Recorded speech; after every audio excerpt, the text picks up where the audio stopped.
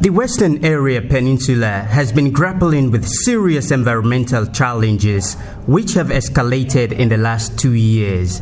The Freetown Peninsula National Park is under the helm of forest loss at a disturbing rate. Between January and February of this year alone, 2,250 hectares of land was deforested in the Western Area Peninsula.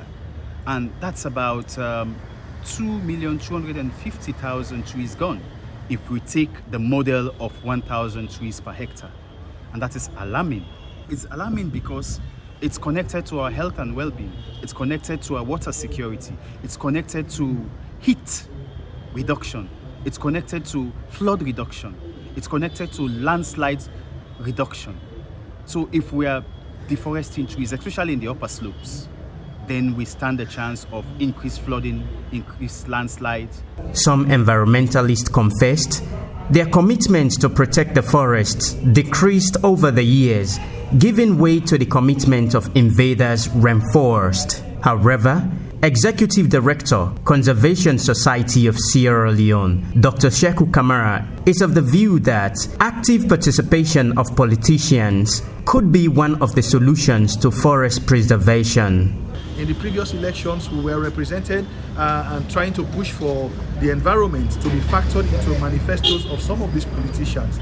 And the politicians are not afraid to promise anything at the time they are canvassing votes. So it is what to do. How do we hold them accountable to what they have committed to in their manifestos? This is where we are now.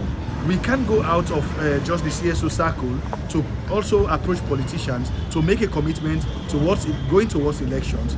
But after elections, once they get elected and they're in parliament and they're in positions of authority, how do we hold them accountable to their promises, to their manifesto promises relating to the environment? During COP26, President Bio was part of other world leaders that firm up commitments to actions that will mitigate climate change. But some environmentalists think Sierra Leone is not serious about preserving and protecting the environment.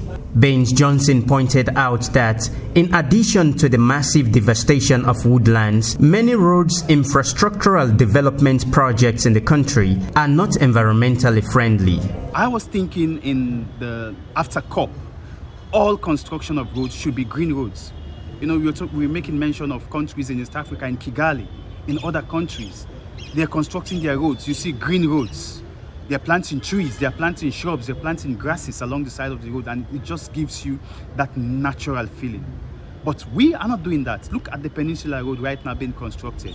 It's massive, it's a very nice road.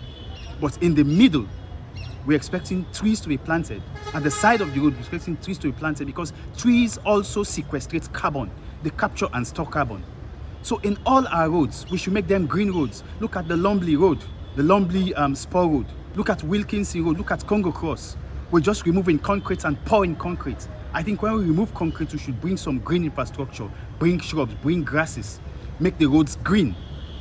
And it's good for our health. One of the stakeholders along the Freetown Peninsula is seriously concerned about the massive encroachment in the woodlands. This forest here, if we damage it, I always say that if we destroy this forest, we will die and leave our children in trouble. But we don't have the strength to be chasing after invaders. So I recommend that governments and the donor partners employ few community people to work with the forest guards to protect the catchment areas, because organizations are spending a lot on tree planting, but still people destroy them.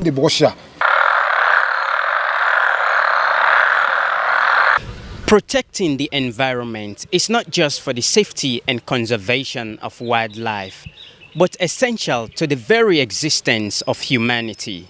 Salifu Cherno Kamara, AYV News.